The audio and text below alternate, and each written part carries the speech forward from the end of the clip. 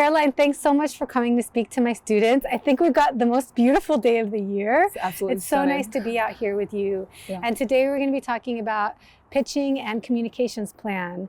And I know you work with that so much with Collab. So first tell us a little bit about Collab, and then I'll ask you some questions. Yeah, I mean, it's very special to be here, and it's very special to be here seeing this gorgeous landscape of like the city that we both love so much, New Haven. But yeah, more about Collab. So Collab is a community accelerator based right here in the heart of New Haven.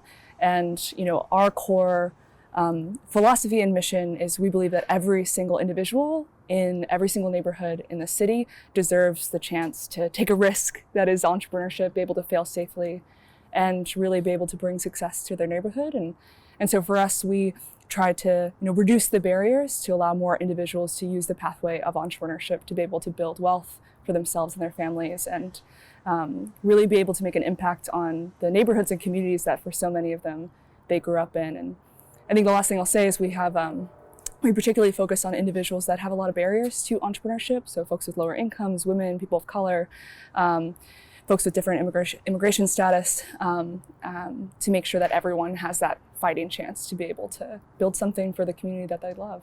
And I'm so grateful you do that, because it's basically pretty similar to what I do with my students here, but you're doing it for the rest of the city, which is so important. So what kinds of patterns have you seen? I know that you hold these pitch nights when people can come listen to the entrepreneurs, and that they have to pitch for funding and other reasons. What kind of patterns have you seen as these entrepreneurs are trying to share and communicate their idea?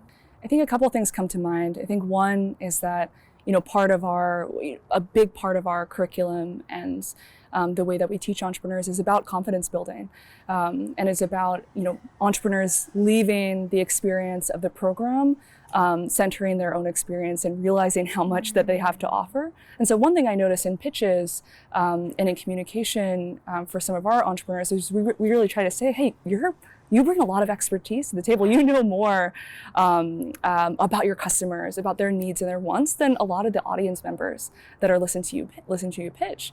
And so bring that level of confidence to the table when you're pitching. And I know for myself, when I'm an audience member, I love to be led by the individual who's pitching, and I love to learn from the individual who's front of the room.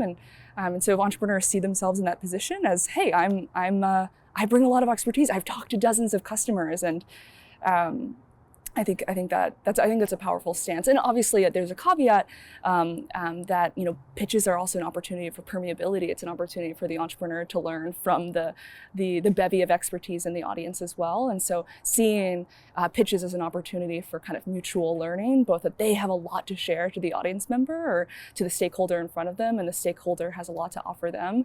I think both create they're both on mutual ground, and also just a really nourishing space for both learning. That is such great advice, because what I'm hearing is, we talk about entrepreneurship, especially social entrepreneurship, as a very humbling experience where you need to have humility and know that you have to talk to others who know more than you, and collectively we can form a picture together. But once you're in an opportunity to pitch and share your ideas, you really need to bring confidence about, like, you can be humble about yourself, but you need to promote the work and the people and the ideas and say, like, this is all the work we've put into it, this is what we know, so that you're leading the audience. And at the same time, making it a two-way conversation where you can use it as learning experience. I love that. Thank you. Of course. What about you as an entrepreneur? You started this organization, Collab. Tell us how you developed your communications plan and what role it played over the years and how it's evolved. Yeah, I would say, when we first started out, and this continues to this day, we sort of had three main customers or stakeholders that we were and have been really attentive to. One, entrepreneurs, two, donors and potential supporters, and three, the broader New Haven community. And I think one thing that I've really learned about communications through my experience with Collab is that communications ultimately is about building trust. And it's about building trust with a diversity of stakeholders in a way that's authentic to the product or service or organization that you're trying to build. So in the case of those three stakeholders for entrepreneurs, it was, can we in our communication strategy show that we are a welcoming front door, a welcoming front porch for entrepreneurs in the city, for investors and potential donors. We were trying to build trust with them to say, hey, we can be good stewards of your funds. And that the values that they have in giving can be aligned with the values that we're going to bring to our work. And then three, with the broader community, that we're a friend and a neighbor here in the city, and that we are going to be a trusted organization that they can refer their friends and refer their network and neighbors to. And so ultimately it was about building a lot of trust with a lot of different individuals. And the other thing I'd say, and happy to get into any specifics, is I think probably one of the biggest pillars of building trust is being an organization that's worthy of being trusted. And I think that's something that I hope to some degree we've achieved, and certainly was something that we were very attentive to, was can we build a curriculum, a program that we believe is really at the service of the entrepreneurs that we're trying to work with. And can we feel confident about that? And I think we can say that in large part, that's a testament to our entrepreneurs. Our entrepreneurs really help us to shape our curriculum and programming. They give us incredible feedback. We have lots of different inroads for our community of entrepreneurs to be able to make sure that our program is always as close as it can be to a high standard of excellence. And that allows us to, when we do stand in front of a donor, we do stand in front of an entrepreneur, to say with confidence, hey, we can be a front porch that you can sit on. We can be an organization that you can contribute to. And we know we're going to be good stewards of your resources or your time. I love this. I mean, first you thought about the different stakeholders, like who you need to communicate with, and then the goal, like why you are communicating with each one, what action you want them to take, and then the what, like what is the messaging that you want to get across. And I love that you're thinking about the entrepreneurs as your customer and how the communications is a two-way, like you incorporate their feedback into your work. And we talked about all these things in the module, but one thing we didn't talk about, which you said, which is so beautiful, is like the work itself is the strongest form of communication. Like the actions you take, the work speaks for itself. And I love that. That's beautiful. Thank you. Yeah, no, I mean, you said that. That was beautifully said. And I think, if some part of communication is building trust, I think I sometimes view digital communication as building trust at scale. Because, luckily for us, we're such a place-based organization. We're doing work in the city. And so our entrepreneurs are actually our neighbors, and our donors are actually our neighbors or live in our neighborhoods. And so we can have those one-on-one interactions. But I think what's so powerful about thinking about social media or the other different platforms or a pitch in front of a group or a larger audience is that because one-on-one communication takes time, as it should, it affords you to be able to build that trust at a larger scale, which I think is very special, and have lots of thoughts about how we've tested that out and tried to do that well, and tried to imbue the feeling of a one-on-one conversation through a picture or through a video. Can't say that we've done that perfectly, but that's what we've tried to do in our kind of broader digital marketing strategy, is can we create that kind of like intimacy and connection and trust building moments, even if we're not physically there. That's amazing, because now you're speaking to the how. Like you have these one-on-one conversations and these community meetings and all these things, and then you're trying to replicate that experience digitally for the general public.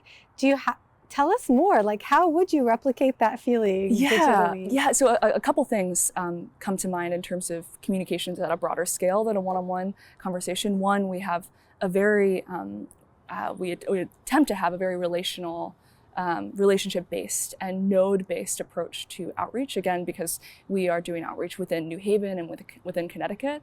And so we have something called the Collab Access Network, where we sit down with different organizations who are trusted institutions in their neighborhood, or individuals who are sort of trusted nodes in their neighborhood.